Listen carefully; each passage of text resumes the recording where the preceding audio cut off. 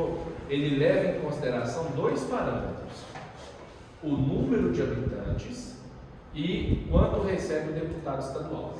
Lembrando que é o máximo. Então, por exemplo, aqui em Minas, o deputado estadual recebe 26 mil.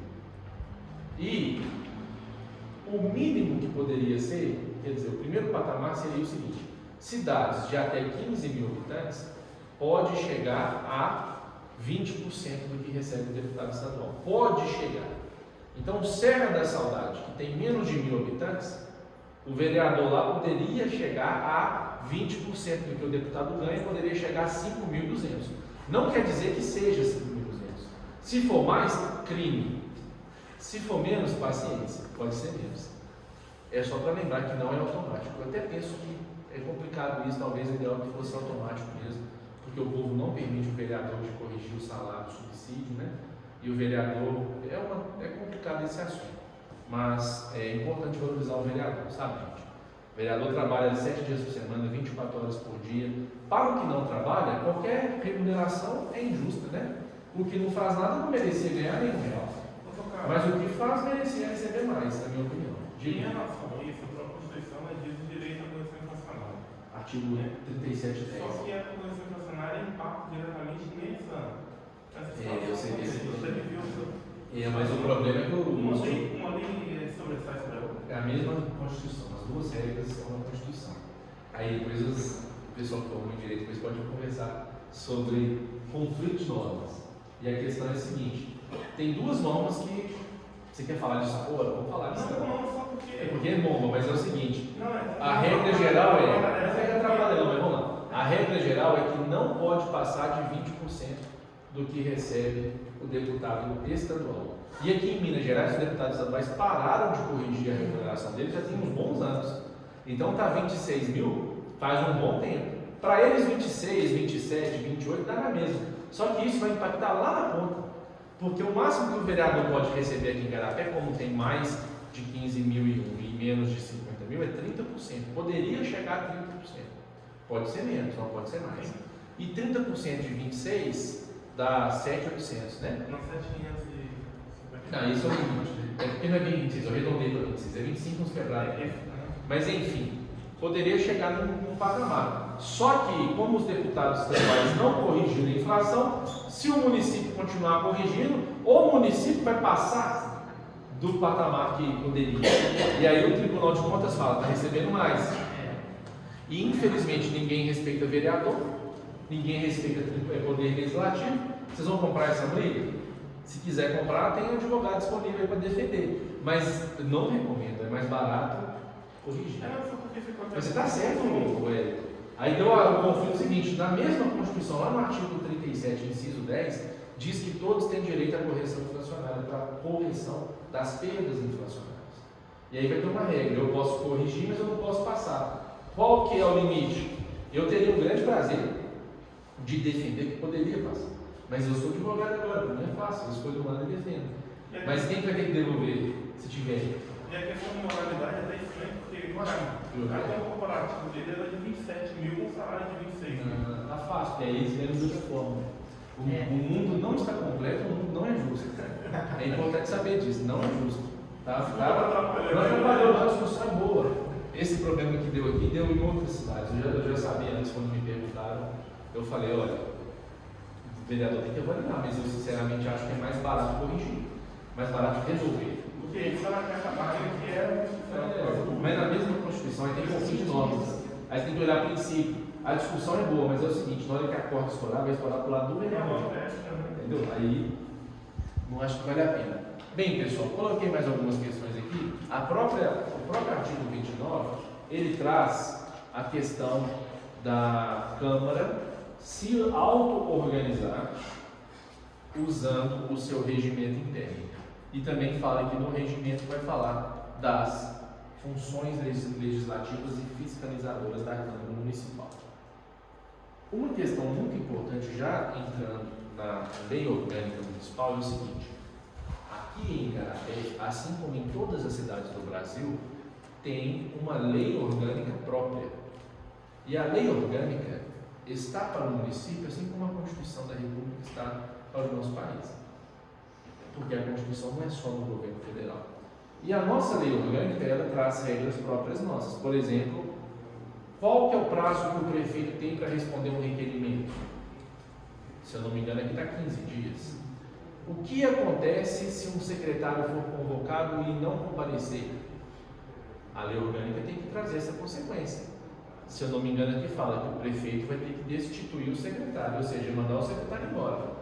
A Câmara convocou um secretário, o secretário fala, eu não respeito Câmara. Para mim, Câmara e nada é a mesma coisa.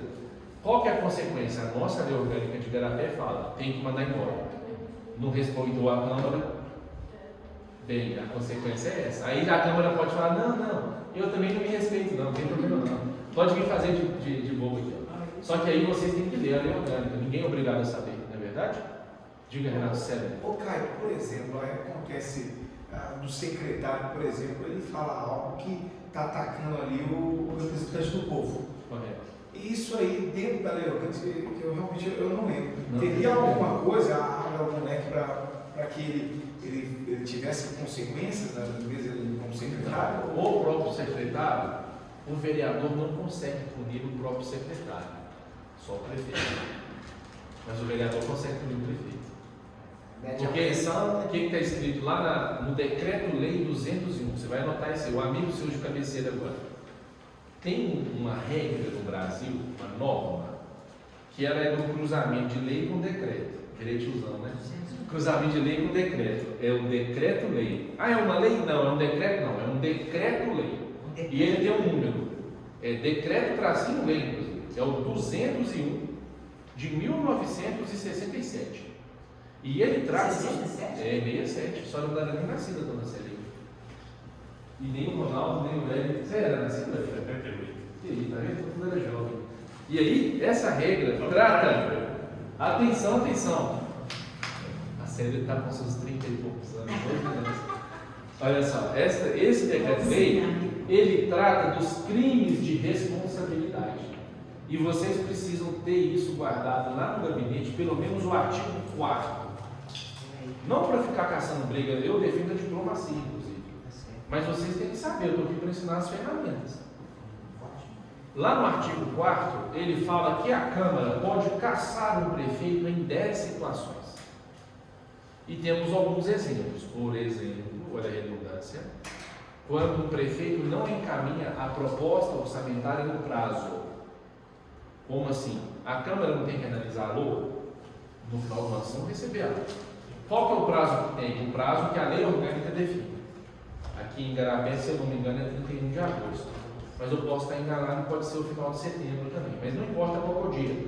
O importante é que, se mandar depois do dia, a Câmara, se quiser, pode caçar. Não recomendo, lógico que não, né? Não estou aqui para ficar falando que tem que fazer nada disso, mas eu estou te contando a regra.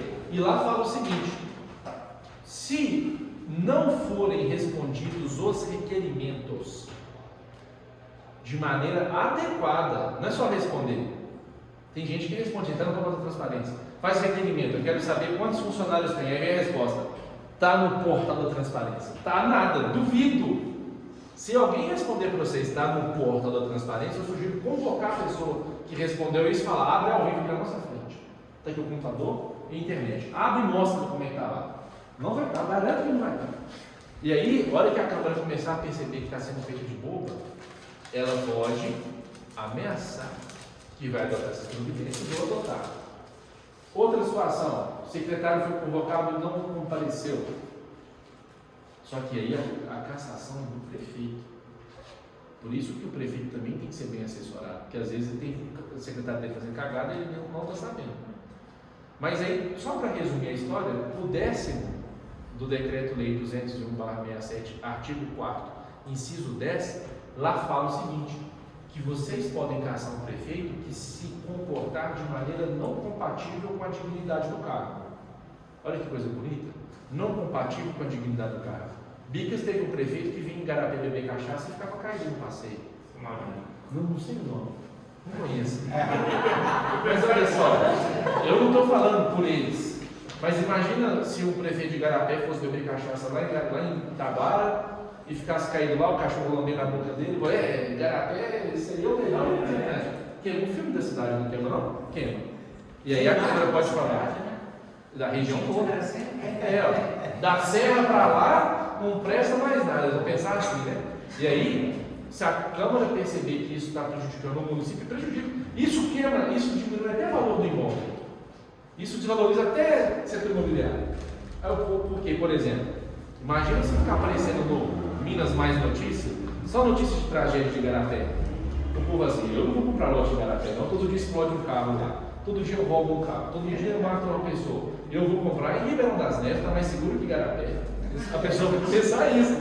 Agora, se você soltar de quando lá, ó, aluno de Igarapé premiado na Suíça, Olimpíada de Matemática, população de Igarapé abraça uma árvore, o casal de BTV faz uma casa de 2 andares, vão de barro, né? Eu vou em Igarapé, tá bom demais, eu vou para Igarapé. Mas isso tem a ver. Então, eu fiz uma brincadeira aqui, mas é o seguinte: se vocês perceberem que o comportamento de um determinado representante, um prefeito, não for compatível com a dignidade do cargo, vocês podem caçar. E tem um lá, aí aqui já pegando pesado. Vocês têm emenda impositiva de vereadores aqui no Igarapé, não tem? Sim. Tem. Está na lei orgânica do Estado? Se o prefeito não executar 1,2%, mas vamos lá. O prefeito, ele não tem a opção de não executar as emendas, a não ser que tenha impedimento de ordem técnica.